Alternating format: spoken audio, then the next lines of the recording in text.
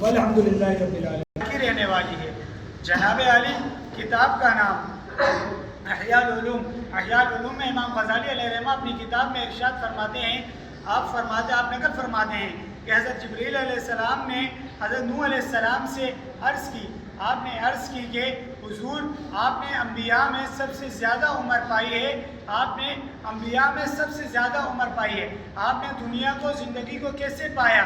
حضرت نوح علیہ السلام نے فرمایا کہ میں نے دنیا کو اپنی زندگی کو ایسے پایا جیسے ایک مکان کے دو دروازے ہیں، ایک دروازے سے میں اندر آیا اور دوسرے دروازے سے میں باہر۔ کے بارے میں آتا ہے کہ مفسرین علیہ رحمہ کا اس میں اختلاف ہے، تو بعض مفسرین علیہ رحمہ فرماتے ہیں کہ آپ کی عمر 1000 سال ہے، اور بعض مفسرین علیہ رحمہ فرماتے ہیں کہ آپ کی عمر 1100 سال ہے۔ جناب علی آپ کی عمر میں اختلاف ہے، لیکن آپ کے الفاظ نوٹ کریں، آپ فرماتے ہیں کہ میں نے اس دنیا کی زندگی کو ایسے پایا کہ جیسے ایک مکان کے دو دروازے، ایک دروازے سے میں اندر آیا اور دوسرے دروازے سے میں باہر نکل گیا۔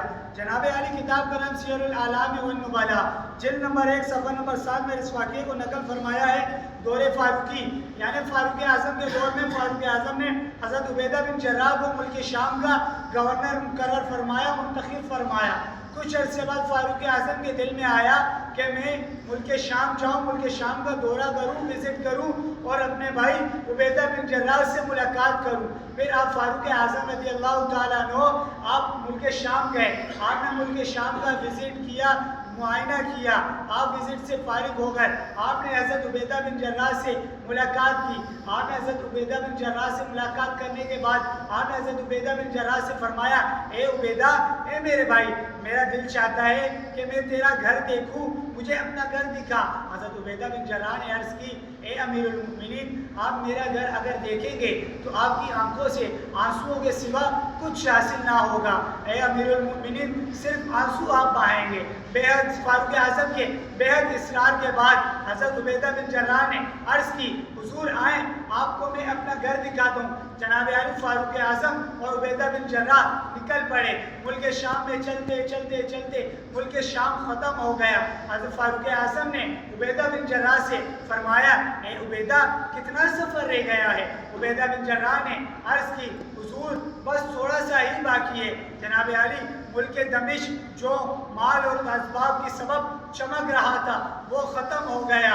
آخر میں جا گئے جنگل میں ایک کھجور کی ٹہنیوں کی بنی ہوئی ایک جھونپڑی آئی اور حضرت عبیدہ بن جراح نے عرض کی، اس کی طرف اشارہ کیا اور عرض کی، اے امیر المومنین، یہ میرا گھر ہے۔ جناب علی فاروق اعظم اندر گئے اور چاروں طرف نظر گھمائی، چاروں طرف نظر گھمانے کے بعد باہر آئے، اس میں ایک مسلح کے علاوہ کچھ نہ تھا۔ باہر آئے اور حضرت عبیدہ بن جراح سے فرمانے لگے، اے عبیدہ، اس میں تو کچھ کھانے پینے کا سامان بھی نہیں ہے، تم یہاں کیسے رہتے ہو، اپنی زندگی کیسے بسر کرتے ہو؟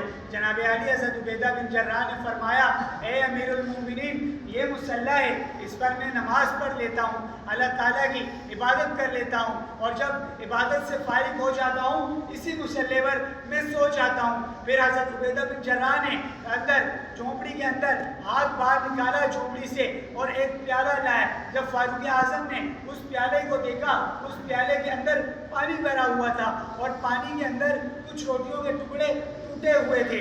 جناب عالی عبیدہ حضرت فاروق اعظم نے عبیدہ بن جراح سے فرمایا، اے عبیدہ، تم اپنے کھانے کا انتظام کیسے کرتے ہو؟ حضرت عبیدہ بن جراح نے عرض کی کہ حضور، اے امیر المؤمنین، میں دن رات تو حکومت کے کاموں سے، سرکاری کاموں میں مصروف ہوتا ہوں، مجھے کھانے پینے کی فرصت ہی نہیں ملتی۔ ہاں امیر المومنین، ایک بوڑھی عورت ہے، وہ میرے لیے 2-3 دن کی روٹیاں اکٹھی لے آتی ہے، جب وہ سوکھ جاتی ہے، جب وہ کڑک ہو جاتی ہے، اس کو میں پانی میں ڈال کر رکھ دیتا ہوں، جب پانی میں ڈال کے رکھ دیتا ہوں وہ نرم ہوتی ہے، اے امیر المومنین، میں وہ کھا لیتا ہوں۔ جناب علی فاروق اعظم کی آنکھوں میں آنسو آئے۔ فاروق اعظم نے عبیدہ بن جراح سے فرمایا، اے عبیدہ، خدا کی قسم ہے، مجھے اس پاک ذات کی قسم ہے جس کے قبضہ قدرت میں میری جان ہے، میں نے تم کو ویسا ہی پایا جیسے حضور کے زمانے میں تم تھے۔ جناب علی یہ صحابی رسول ہیں جن کے قدموں میں دنیا خود ذلیل ہو کر آئی، لیکن انہوں نے دنیا کو ترجیح نہ دی۔ جناب علی گورنر ہونے کے باوجود نہ شاہی لباس اوڑا، نہ شاہی سواری استعمال کی۔ وما علیہ الا البلاغ المبین۔ اللہم صلی علی سیدنا و مولانا محمد وعلی آل سیدنا مولانا محمد وبارک وسلم وصلی علیہ۔ ربنا آتنا فی الدنیا حسنۃ وفی الآخرۃ حسنۃ وقنا عذاب النار وقنا عذاب القبر وقنا عذاب الحشر وقنا عذاب المرض وقنا عذاب الميزان۔ یا اللہ ہمارے صغیرہ کبیرہ گناہوں کو معاف فرما، آئندہ گناہوں سے بچنے کی توفیق عطا فرما۔ ببرکتہ ان اللہ وملائکتہ یصلون علی النبی یا ایھا الذین آمنوا صلوا علیہ وسلموا تسلیما۔ اللہم صلی علی سیدنا مولانا محمد وعلی آل سیدنا مولانا محمد وبارک وسلم وصلی علیہ۔ سبحان ربک رب العزۃ عما یصفون وسلام علی المرسلین والحمد للہ رب العالمین۔